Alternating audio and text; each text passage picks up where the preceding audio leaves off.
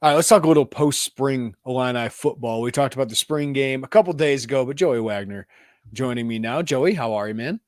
I'm good. We're getting ready to pull off our draft plan here. Things early on are going well. So let's go. It's an exciting week, man. Yeah, we will let people know once we get to our destinations of where we will be and what we will be doing. But this is one of the more fun things I found here the recent last couple of years. I know you've done this more than me, Joey. Is just being with these guys when they get drafted. I just find it so professionally rewarding because we cover these guys as recruits, and to see them have the whole journey and then they get to see the end of the journey at Illinois, but the start of the journey in the NFL and to be there for the moments for some of these guys, there's nothing like it just because the joy and the emotion and all the hard work that goes into it. It's just really cool.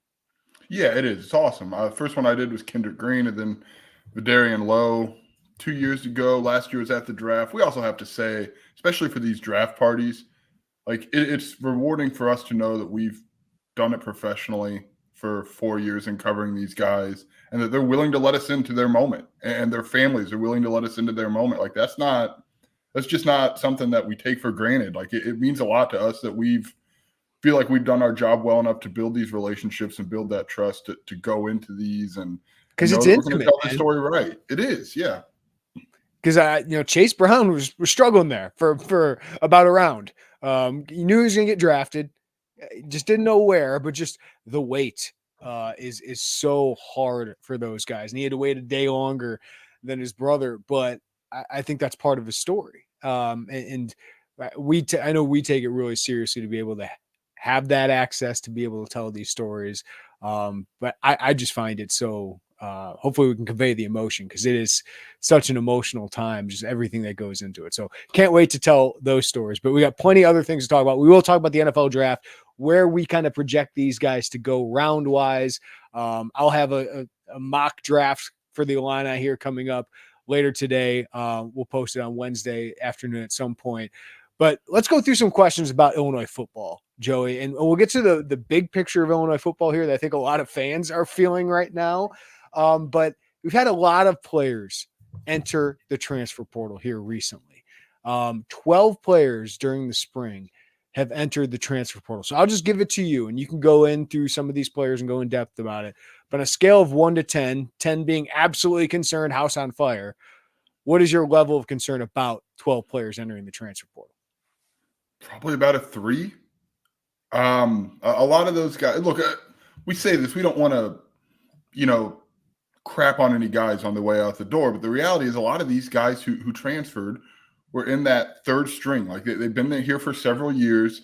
They were deep reserves, deep roster guys who probably wanted either a fresh start somewhere. Maybe they drop a level. They wanted to maybe some go closer to home to try to find their way into more playing time immediately. About the time you get into that third year, that third spring, you want to play football.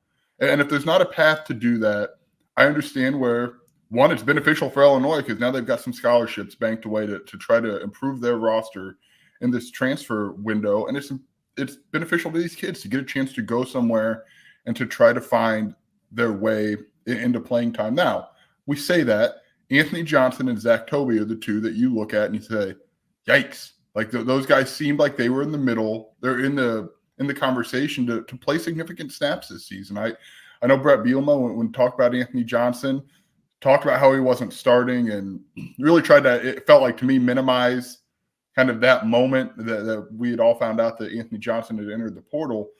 But he was in line to play a couple hundred snaps. Like I don't think there's a way that you could spin this to say that he wasn't. Zach Toby was the guy who played a lot of snaps as a true freshman last year. You would have assumed he was in that too deep to get those snaps again this year. So those two in particular, you look at and say you've got to address that in the transfer portal this spring. Calvin Smith is the guy, Jeremy, you and I love his upside. Still do. Like, it's not like we don't now that he's not at Illinois. But that's a really good position room. And there's guys, Gabe Akers, Seth Coleman, Alec Bryant, Daniel Brown. And then it sounds like Joe Barna came in and played really, really well this spring. So I get it. It's a lot of numbers. Brett Bielema and his coaching staff have prided themselves on being a developmental program. Problem is, you're just not with some of these guys who've entered the portal. There wasn't a path this year, and you could probably go on for the next couple of years for them to get significant playing time or really even find themselves in the top end of a 2 deep? Let's be honest, Joey, I'll take people behind the scenes. We often put together stories about guys we think could transfer out. And I would say most of these guys we had stories ready for. The two I was most shocked by were Anthony Johnson, and I think it stings. Like, Brett Bielema could say he wasn't going to start, but as you said, he was going to play a role. They brought him in here to play a role. And since he has left Illinois, he's gotten offers from Arkansas, Mississippi State, Kansas State, Michigan State, Georgia Tech. This guy's going to play Power 5 football. I think his top options are the SEC at this moment. Correct. So, I see that as a loss for a team that's got big questions on the defensive line. Now, I think Dennis Briggs was better than him. They are very high on Alex Bray, and Ezekiel Holmes moving to defensive line maybe takes the sting out a little bit because they seem to like what they're seeing out of him, a seventh-year guy. But defensive line is already a question mark. So losing Anthony Johnson makes this a bigger question mark. Zachary Toby, I don't think he was guaranteed to start. And I think that's why he's leaving. But he was in the mix to be a starter or potentially in that 2 deep, as you said. So we know how big of questions there are in the secondary. This just adds to that. So I am concerned about those losses. And I know people, but the other side of it, Illinois needed attrition. They needed double-digit attrition to get under the 85 scholarship limit and to upgrade talent. So right now, by my count, they have 5 scholarships available. We will talk about how they can try and fill those. So I get when he committed, Joey Oakley, you're thinking, man, that guy, could he start at guard or center someday for Illinois? Trey Smith, I was really high on as a prospect. Some of these players that have left the program, Elijah McCantos, I thought was a really good get for them. But the truth is they were in the 3 deep. A lot of these guys, as you were saying, entering the back halves of their career, 3rd, 4th, 5th year, it kind of makes sense for those. Now, Illinois just has to upgrade. They have to find replacements. And for me, the Anthony Johnson, Zachary Tobys of the world, I think Trey Smith can eventually make an impact somewhere. Zachary Toby can make an impact somewhere, maybe immediately. But I would say, 3, 4 for me, and that's mostly due to Anthony Johnson and Zach Toby. The numbers don't bother me. And when you look at the rest of the Big Ten, Joey, just to put this in the context, the average number of transfers out this entire offseason among the 18 Big Ten teams is 18.2. Illinois has had 20. All right. Now, some of the teams that change coaches obviously are going to have a lot. Indiana had 36, Michigan State 31, US or who has it? Washington 25, right? So the schools that change coaches, but a lot of schools are having about 15, right? 15 to 20 is about the average. Purdue had 27 this offseason. Now they've added a lot more transfers with a lot more hype than Illinois has so far. So you got to take that into account. But I'm not the alarms of these guys just because it's numbers doesn't bother me. It's the quality of players that I worry about. And it's basically with the Anthony Johnson, Zachary Toby one. Yeah, and those two in particular, I think you and I agree. Those are the ones that we're circling in all of these 12. And it's heightened because the positions they play. The positions they play were already question marks. So that's where pretty much all of my concern lies. I would expect all of these guys to find a space, right? All these guys somewhere are gonna go somewhere. Maybe some will drop down a level. So some of them, and look, when you recruit out of state, about this time in college careers, you do wonder if, hey, is it worth trying to get somewhere closer to home? So they'll all land somewhere. But yeah, those two in particular, I'm really fascinated. Anthony Johnson feels SEC bound at this moment. I'm really fascinated to see where Zach Toby goes or where Trey Smith goes. Those two really, outside of Johnson, I feel like still could land somewhere and make an impact. All right, next one, Joey. Illinois has 5 open scholarships by our count. How would you rank what positions you prioritize to fill those needs? 1 cornerback. Yes. 2 cornerback. Ooh. I mean, I think you could make a realistic argument to take 2 defensive backs, 2 corners. I have quarterback twice in my top 3. Fair. So 3 is defensive line. Yeah. What are we going to top 5? Yeah. Since there's 5 spots. 4 is a speedy wide receiver. If you that's kind of you can probably be a little picky or really shoot your shot on some. I don't know that that's an immediate need. And we'll just do 5 defensive line again. I think you could even move defensive line to 4 and receiver to 5. Those are the 3 position groups that I feel like they need to address in the next couple months. Yeah, I really don't know if there's that fifth one. There's always a chance that you give a walk on that spot that you feel deserves it. I don't know if there's a guy right now, or maybe somebody wants to come back, and Illinois is willing to take him back. We'll see about that. But for me, the top four is unquestioned. You need two corners. I think that is a position they really haven't addressed outside of Chase Canada. And I understand they like Tyler Strain and what he's done.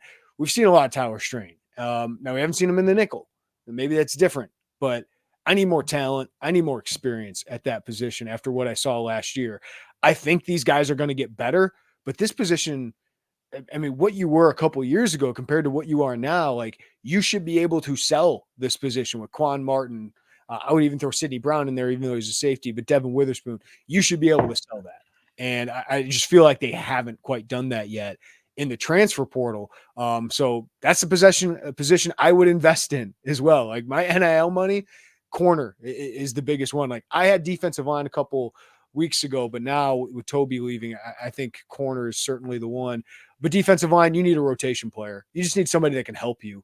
Another good body that can be solid. I think your defensive line fortunes for me a lot are going to depend on your outside linebackers and Gabe Backus and Seth Coleman going to another level. And your other guys, Briggs, if he can stay healthy, Alex Bray, I'm high on for the future, but you still got to add more strength. And I still got to see it, but you got to add another rotational body in there. And then, wide receiver, I think that's going to be a tough market, but adding somebody with speed would be nice because I think you have a lot of big physical guys on the outside.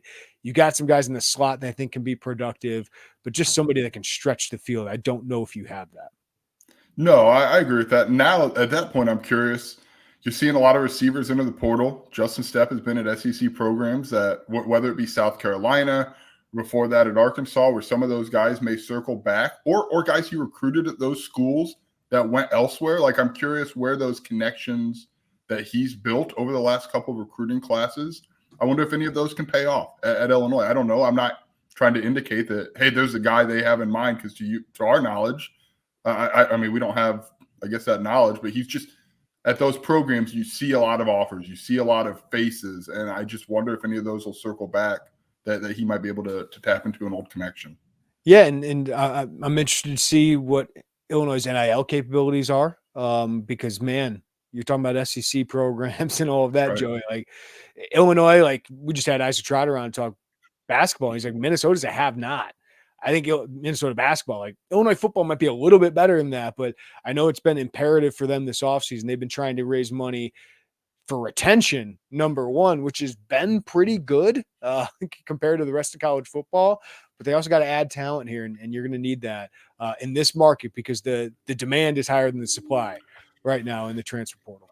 I do want to ask you, since we talked about Justin Stepp and his potential connections, you could say the same for Terrence Jamison and guys that maybe you circle back on. That's kind of what the portal is, right? What Brett Bielema talked about sometime in May to hire a defensive backs coach. That's, to me, you're looking at this and you wonder about connections to different guys in different places. Like, kind of would like to have a defensive backs coach in the fold right now. And not saying that's going to handcuff Illinois all offseason, but like, right now, when this market's starting to get going, you want just an additional connection if you could have it. It's another reason I think Aaron Henry as the cornerbacks coach makes more sense because he can sell Devin Witherspoon. He can sell your coach right now compared to the safeties, right? Which you got your safeties locked in. Maybe you add a guy for depth, but I think they feel good about their safeties with Matthew Bailey and, the guys they got back there. Matt Krasetich and Sabor Kareem seem to have a good spring. Miles Scott, they feel very confident in. So, it didn't make sense for me to put David Gibbs at corner in the first place when Aaron Henry coached Devin Witherspoon. But I just think that's another reason to do it. We should say we saw Aaron Henry working with the corners after David Gibbs left this spring. I would like to see that continue into fall camp. Joey, you did a great story breaking down 10 stock risers from the spring. Of all of those, who intrigues you most heading into the fall? Probably Alex Bray, because I think they need him to be intriguing heading into the fall. I also need to remember who I wrote, because that feels like forever ago anymore. But they need Alex Bray. Like, you lose Anthony Johnson, I assume they're going to try to add somebody at defensive line, as we talked about. But there's been hype around Alex Bray. And I think he's a guy, you could throw Dennis Briggs into that as well. One of those two defensive linemen you really need to step up and kind of be an anchor of that defensive line to complement your outside linebacker. So I think it's one of those, and I know I'm probably, Jeremy, forgetting someone I got in two on there, the but offensive side of the ball. I got there two we on the go. Let's offensive do side it. of the ball just to make it more fun. And these are skill players, so the fans are going to love this, that we actually focus on the guys that are going to put up the stats. Aiden Lawfrey had a really good spring game, and it kind of backed up what we thought he could be. And I thought Thad Ward had a great quote to you, gave a great quote to you about, some guys have 10.5 speed, but they play 10.8. Aiden, we knew had speed, but we just hadn't seen that speed play on the field yet. Now, we hadn't seen him on the field a lot due to injuries, and that probably affected that. But it seems like he's confident. Seems like he's gained knowledge and, kind of just learned how to play at this level, how quick you got to react and all those things. But the speed showed up in the spring game, and we heard it showed up a lot throughout the spring. So he could be, Caden Fagan, we think is going to be the bell cow back, but Aiden Lawfrey is going to be one of the most important pieces on this offense. The other guy, because I got a lot of questions at wide receiver outside of Pat Bryant, who I think is going to be an all Big Ten caliber player. Like Malik Elsie had some good moments in the spring game and some bad moments in the spring game. And I think he's going to be a huge part of that wide receiver crew. But Colin Dixon is a name we've heard that's been really good. And we talk about speed. He's got it. And he's also got some size. And he's also got some physicality. He feels like a guy that can make plays after the catch. Had a nice touchdown from Devin Leary the other day, got over the top of a defensive back, and I think it was a scholarship defensive back.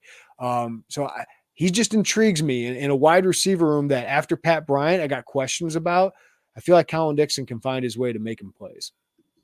I agree with that. And you need a receiver. Like if you don't go out and add one of those speed receivers that I think we think is probably higher on their wish list and priority list, you need a Colin Dixon to step into that role. We liked him coming out of high school, Jeremy. We thought that was a good win for him for Illinois, rather, to get him after the coaching change at Wisconsin, and they did a good job maintaining that relationship to get him back, similar to the way they did with AJ Dennis. So yeah, he's a guy who had a lot of upside when you got him, some versatility too. Remember, he played kind of all over the offense. He's built. He's kind of a stocky kid. He's not a speed guy, but he's kind of a stocky kid who can be physical out there. So I like that mix. In Aiden Lawfrey. Yeah. That's feels like dating back to his freshman year. Jeremy, remember they still had obviously they had Chase Brown, but it's like, hey, can Aiden Lawfrey be a guy who comes in here and gives him that burst of lightning? And then obviously last season without Chase Brown and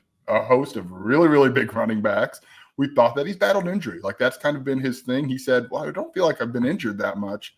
You've missed some time because of it. And I'm glad he's thinking like that, right? Because you don't want to get kind of stuck on that wheel of feeling like you've always been injured. But it feels like this is his time to come in and be that complementary piece and really show why he too was a very, very big recruiting win, both given his location and his skill.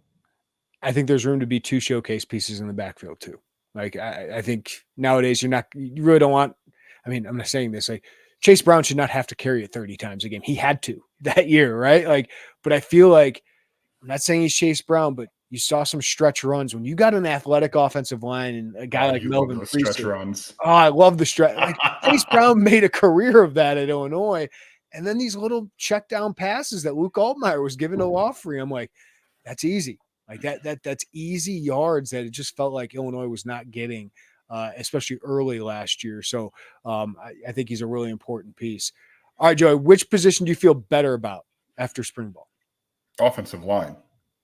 And I say that, and I understand where people would say, wait a minute. Because coaching staff's high on that. And I understand that the coaching staff last season was high on a lot of positions that maybe didn't pay, or a few positions. I don't want to say a lot.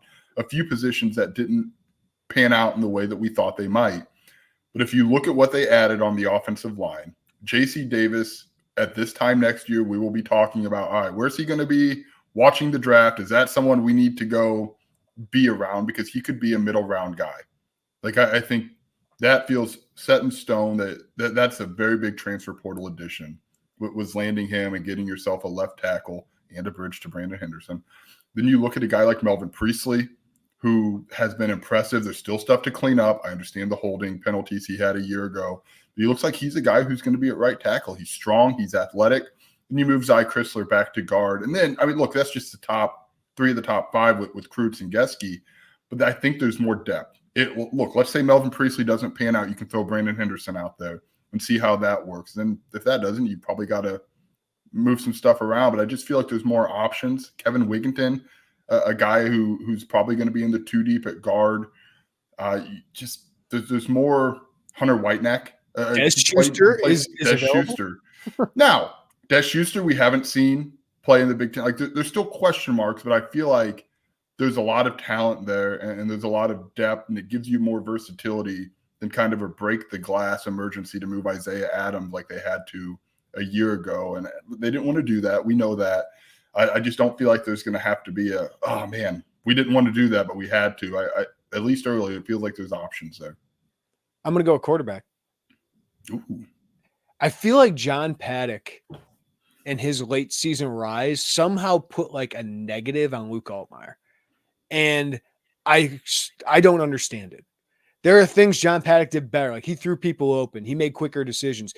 John had by far the best average time to throw in the Big Ten. By far.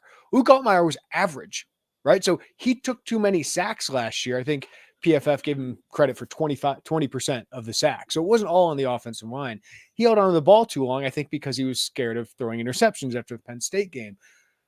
But given his start, and we knew he was going to go through growing pains, that's one of the best first years we've seen from an Illini quarterback in quite some time, like as a starter, probably since Nathan Shieldhouse. Like Wes Lunt had a pretty good year, but he started some games at Oklahoma State. Like I just thought I was mostly encouraged by what Luke Altmaier did last year as a playmaker, especially considering it was his first year as a starter. He was 5th in the Big Ten in passing efficiency. He was 4th in the Big Ten in passing yards per game. He did throw too many interceptions, 7 in the first 3 games he played.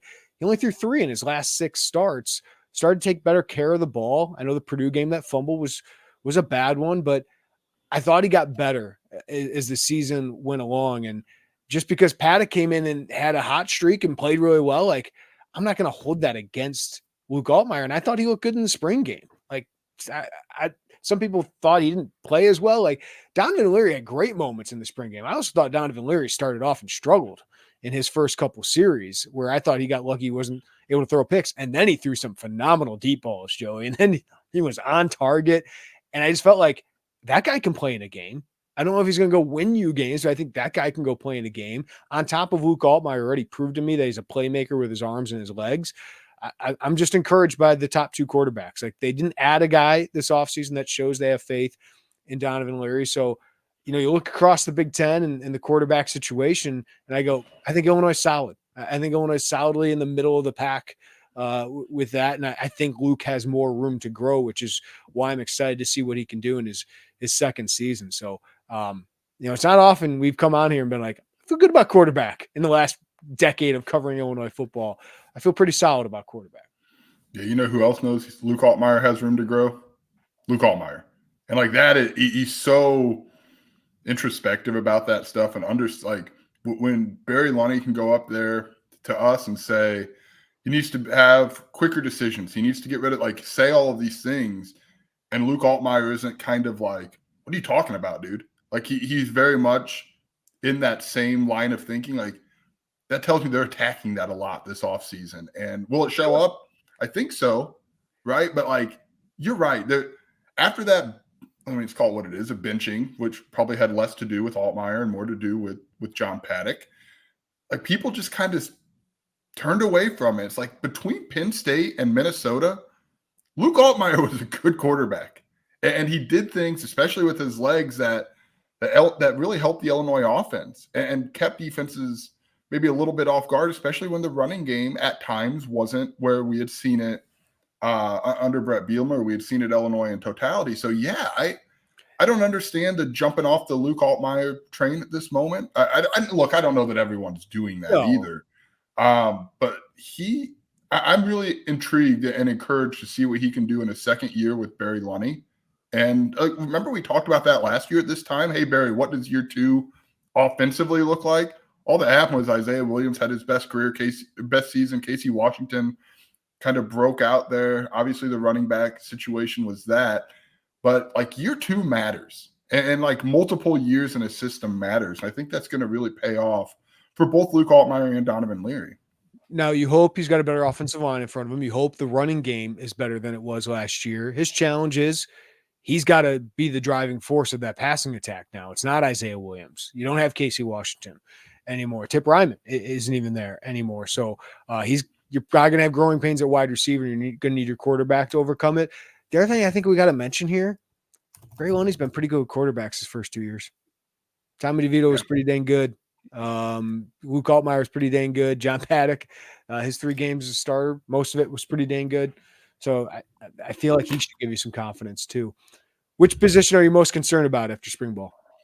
I mean, I feel like we've covered this 3 times. So it's corner. Corner is my number one concern right now. Honorable mention, I'm assuming you'll take defensive line. But it's corner, man. There's just not enough. Last year they were young, and Brett Bielema pushed back and said, well, we're not really that young or inexperienced, whichever the term was. They were, and it showed. And there's still that this year. I don't, it feels like forever ago Taz Nicholson entered the portal. I'm not really hung up on that, to be honest with you. He's a good player.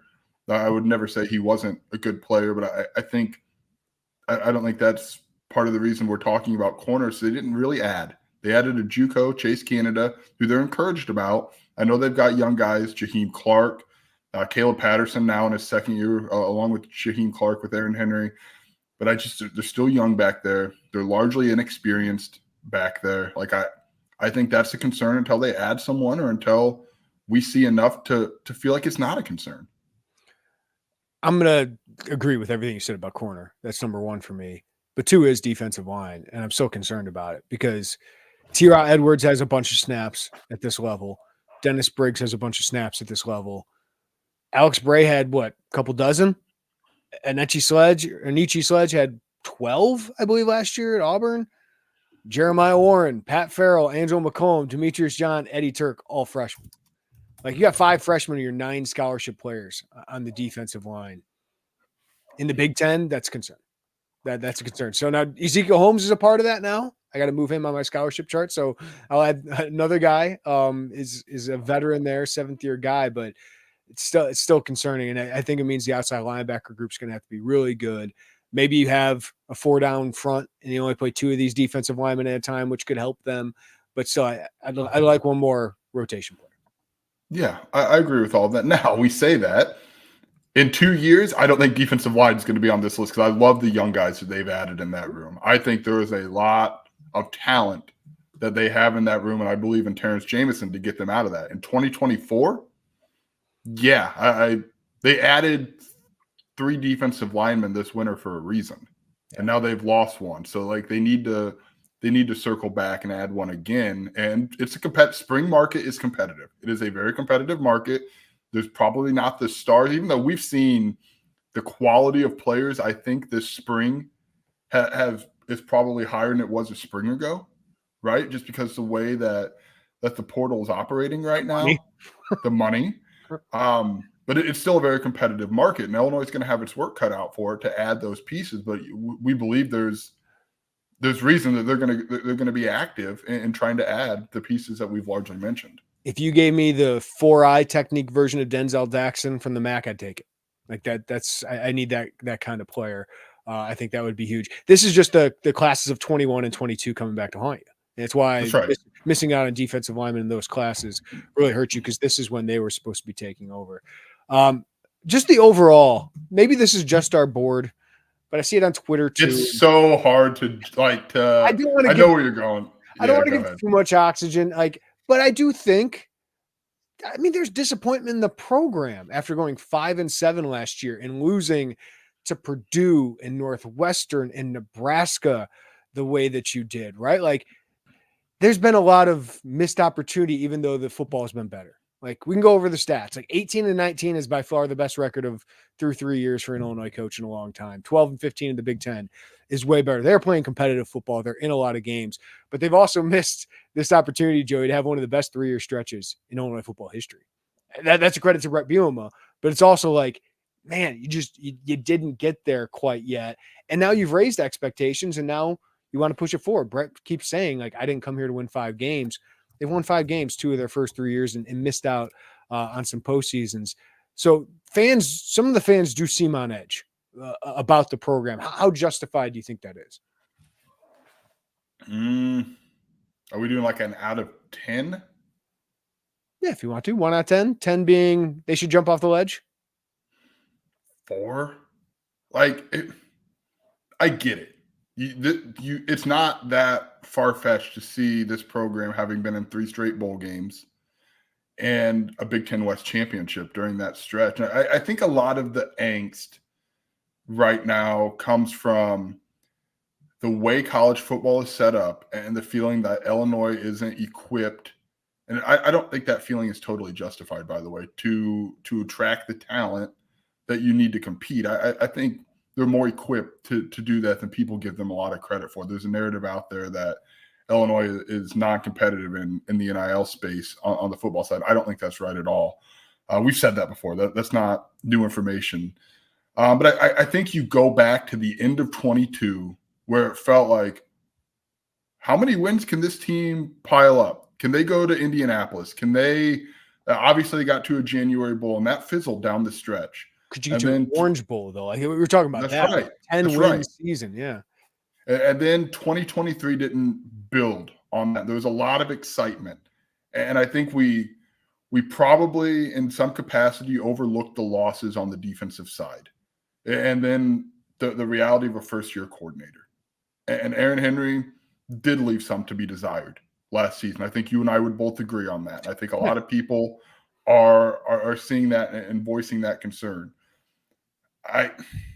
This has been much better football than Illinois has seen. But look, we talked about this before, and something I would love to pick Brett Bielema's brain on.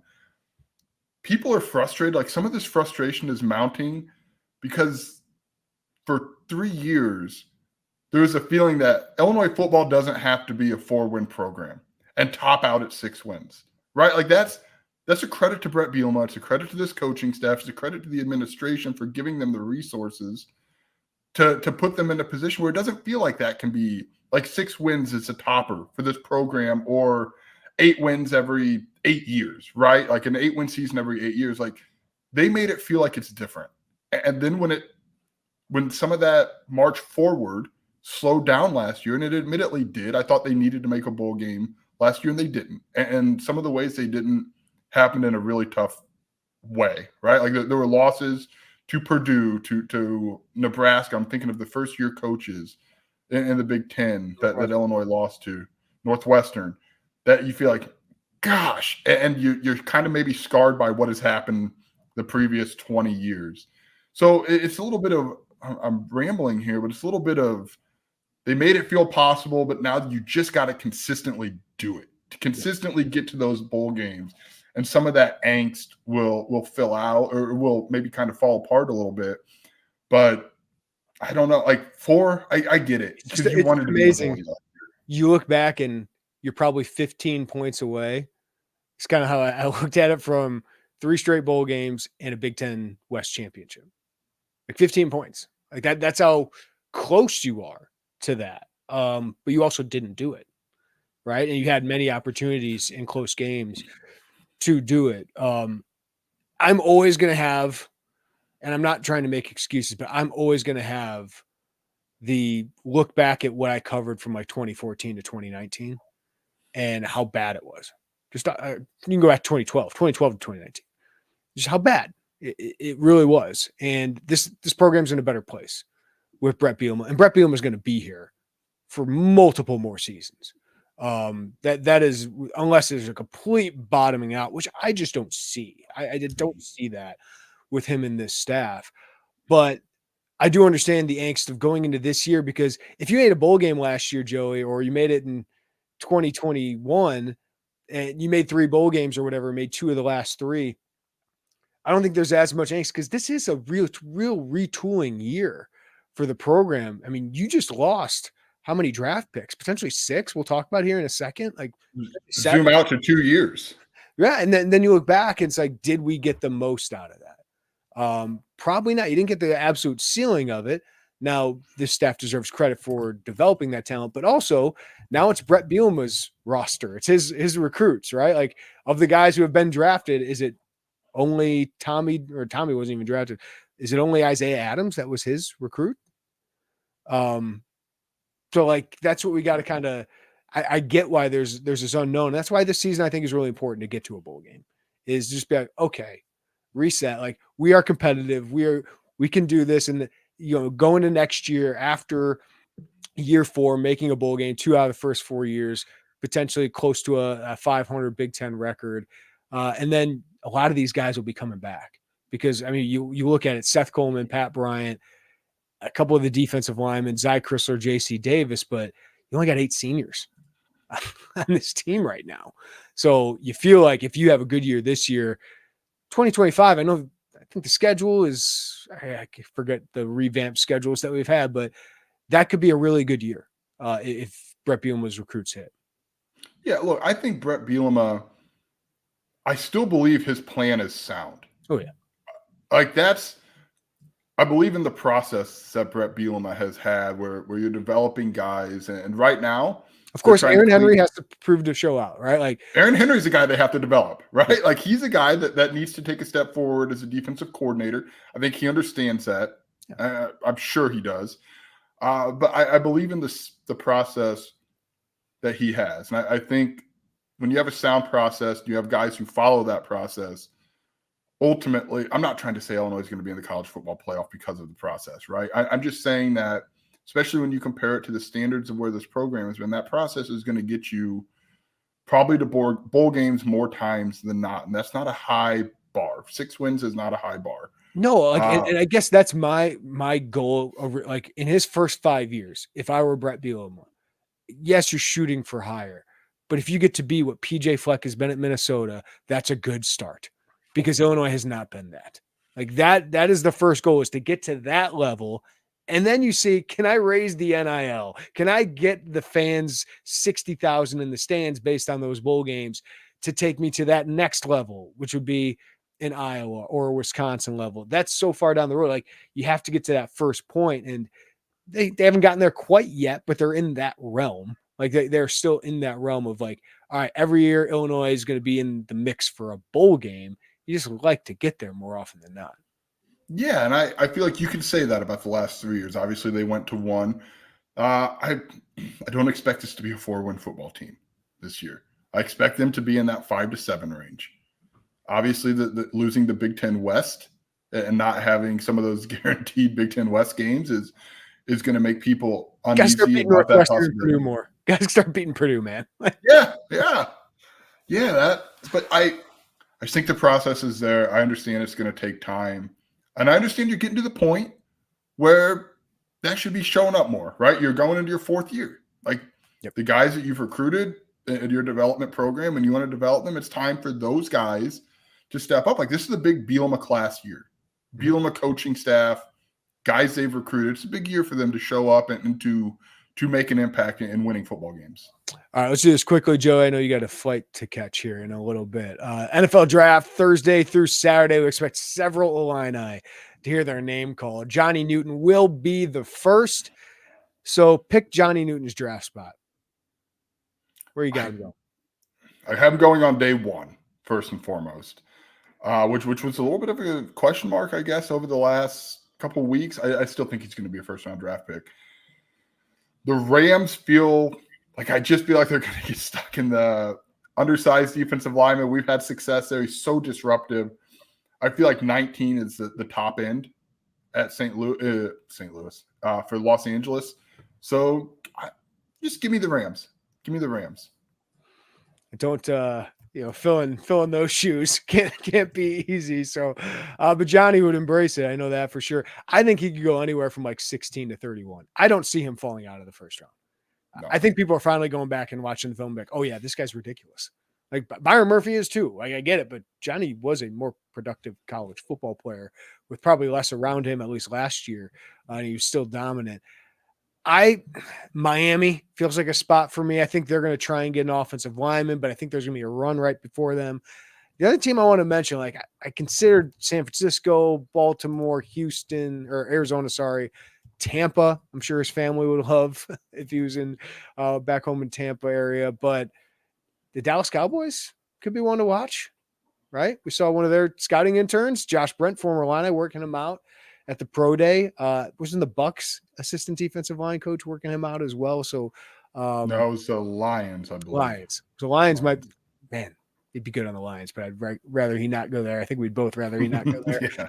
But I'll go with the Miami Dolphins because I think the offensive line run's going to happen before that. But he's What does Seattle pick? 16. And them in a trade. There's a fun storyline there, isn't there? Now he's a 3 tech. They run a 3-4. Illinois runs a 3-4. I just think it's a little different in the NFL. Yeah. So I just don't know if I see him quite as a fit in Mike McDonald's. But all right, let's get to the rest of these guys. What round would you project for offensive lineman Isaiah Adams? Fourth. I like how you answered that because I'm in the same way. I'm like third, fourth. I got him going late third. I think he sacrificed for the team last year. He shouldn't have been playing tackle. Scouts know that. Yeah, scouts know that. His film, his junior year, is unbelievable. He's so physical. Like, it doesn't always show up like in the testing scores with him, but man, he gets his mitts on people and he just drives them into the ground. I thought he was really good in the back half of the year at tackle. Like, he was really good. He just had a couple bad games when he first got there to move in that position, but team captain, man. And I think teams that want a physical run blocker, I think that guard area, late third round, early fourth round, that'd be good for him. But I think he'll sneak into that third round. Interestingly enough, his versatility is probably going to go the other way in the NFL, where instead of going out, they're probably going to try to get him some snaps to be a break the glass center for travel purposes. Watch Dallas for him. I know they've shown a lot of interest in him throughout the pre-draft process. I'm sure other teams have, but Dallas is a team I've heard kind of come up there. Tip Ryman.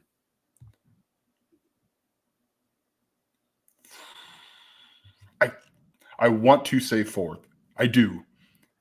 The fifth, I still can't wrap my head around it. The testing numbers were unbelievable for him. I just can't wrap my head around fourth, so I'll say fifth.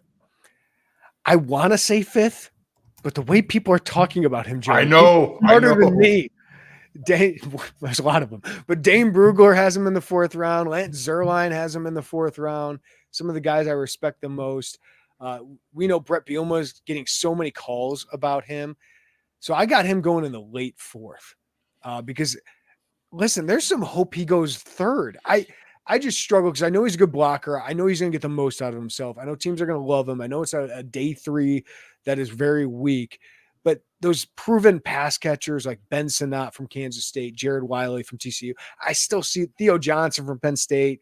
I just see those guys going above him. But late fourth, when teams are just looking for a tight end that can develop, and his athletic scores are insane. Like, so there's potential still here, and he's still pretty young. Like, he's just a 4th-year player here. So I got him going late 4th round for Tip Ryan, which, man, a year ago, if we would have said that, that's the been laughed off this pod. I thought eventually he'd get to the NFL, but maybe as an undrafted free agent after his 2024 season at Illinois. Amazing story for Tip Ryman. All right, Keith Randolph. 6. I still think that physically there's so many traits there that you like. I know he was hurt last year, and that's probably clouded his status here. He was productive when he was healthy. He's athletic. He's a big guy. I don't see him falling to the 7th. I feel like he's a 6th-round guy. Yeah, you'll like where I project him to go. Yes, but do it now. But I have him late 6th. I do wonder if he would have been best to come back, but he is a 5th-year guy, and I can't blame a guy for just wanting to leave, especially after he had injuries. This is not the way it was supposed to go for him. He was supposed to come back and like solidify himself as like a 3rd or 4th round draft pick, maybe even higher. And it just didn't go that way with the injuries this year. So I got him going 6th round. Save the team. Do it. Huh? I thought you said you'd like. You will. Say it. You will. Do it now. Dwight Schrute me? Do it. Do it now. He's playing in the NFC North next year. Julian Pearl. 7. I feel like I thought Dane Brugler, I talked with him at the Combine a while ago in Indianapolis. If you're, especially now with a lot of these fringe draft pick guys coming back to school with the COVID year and the NIL making it possible, this is a kind of a weaker back end of the draft. And if you're going to take a chance on a guy, take a chance on a Julian Pearl who has the measurables, who has the athleticism, that you feel like you can mold into what you want him to be. He's still raw, right? He's still, for God's sakes, he was an edge coming into college, and he showed flashes at left tackle at times. You've really got to keep him locked in on football, and I don't mean off the field. I just mean really get him to believe in himself all the way as a football player. And I think there's a lot of talent there. I feel like he's worth a 7th round pick. Julian Pearl's a good Big Ten tackle, right? But it's a good thing for him that I feel like he never reached his ceiling yet at Illinois. But it's also like, why didn't that happen for a guy who was in his 6th year? So he probably just left wanting a little bit more given some of his traits. But I'm with you. I think someone in the 7th round is like, we got 12 picks in this draft. Like, let's just take a swing on a guy who could be a swing tackle. And to his credit, he's played both left and right tackle. So I think that's a good thing for him to have. Like, you think of the Bears with like Jamarcus Webb and Braxton Jones and some of these guys that you can find some late gems, and maybe someone can get that out of Julian Pearl. Isaiah Williams. I do want to clarify real quick. When I say I feel like this draft process has really left a lot of hunger with Julian Pearl in the sense of, did he always see himself as a football player at Illinois, or was he playing football, if that makes sense? I feel like maybe this draft process has helped him see himself more as a football player. I don't know if that makes sense to you, Jeremy, but when I say like keep him locked in on football, I don't mean anything away from the field. I just feel like you got to kind of unlock that football mode in him more and more. And I think there's a lot of talent there, if that's not just rambling and that lands. Isaiah Williams. I mean, 6 or 7. I had him 7th. I love Isaiah Williams. Like there's very few people I love covering more, but he's quick. The athletic testing showed that he gets open. I think it would have helped himself if he was more consistent as a punt returner. Yes. Because we know his long speed limitations. Now, he was able to get over top some people. We saw him with some big plays. We saw him get open all the time. But when you're in the NFL and you're playing a position that is built on speed, he just doesn't have that elite speed. 4.63 was the worst at the combine. Ran a 4.57 at his pro day. He's a good football player. I just think he's got to go to the right situation, go to an offense that I think use a lot of pre-snap motion. But he's not a guy I want in my building. Is he going to break through as a starter without that elite speed? I don't know, but I do think he's going to find a way to get open because he did it against good Big Ten defensive backs. Yeah, I think you open the door for a guy like Isaiah Williams and the guy we're going to talk about next, and they're going to make the most of that opportunity. Yeah. Casey Washington.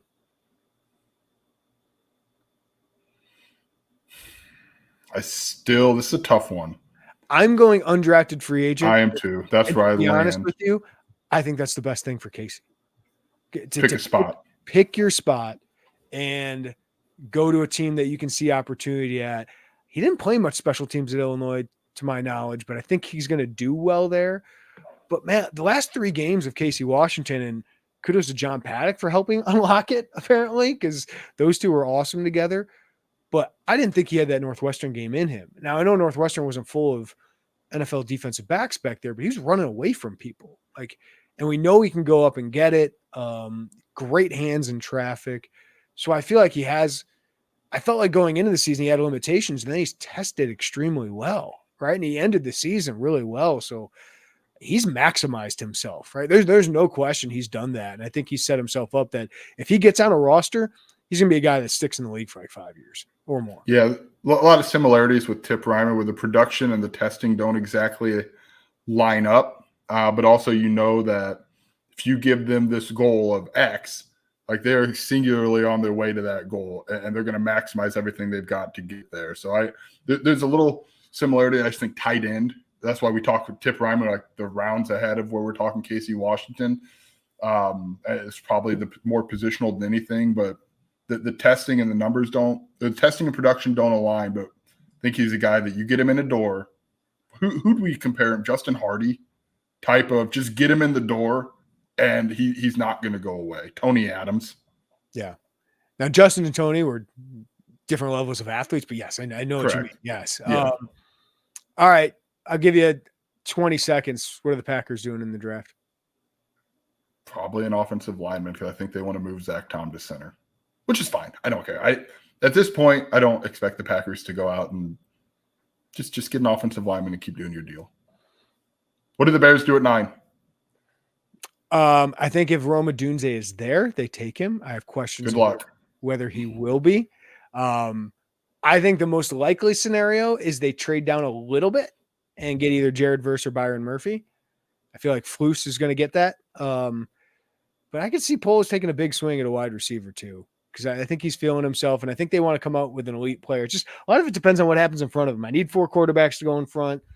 If I can get 2 offensive linemen to go in front of us, I feel pretty good about it. But I'd be fine with one of the best defensive players in the draft as long as we get a little bit more draft capital back. But I'm excited, Joey. For the first time in a long time, I'm pretty dang excited about an NFL draft for the Bears. When was the last time you were this pumped? Was it I'm not trying to be mean. Was it the Trubisky draft, just given the location? No, because I thought we were going to do the Bears thing and just take a safety in the top 5 and take Jamal Adams. None of us thought they were going to take a quarterback because that's not really what we do. Ultimately, looking back, that would have been a fine decision. The most pumped I've been in a draft was when we traded up for Justin Fields. Because I loved him as a prospect. I'd do it again, just like I'd do the Jay Cutler trade again. But yeah, that was about as excited as I've gotten. But this dude, I hope, is different. I think he's different. I hope he isn't. I was hoping Jordan Love was different than what you had, and apparently that's not true either, because you get all the nice things at quarterback. NFC North comeback season for the NFC North. How about it? One of the best divisions in football. Joey, you got to catch a flight. Appreciate you, man, as always. Appreciate it.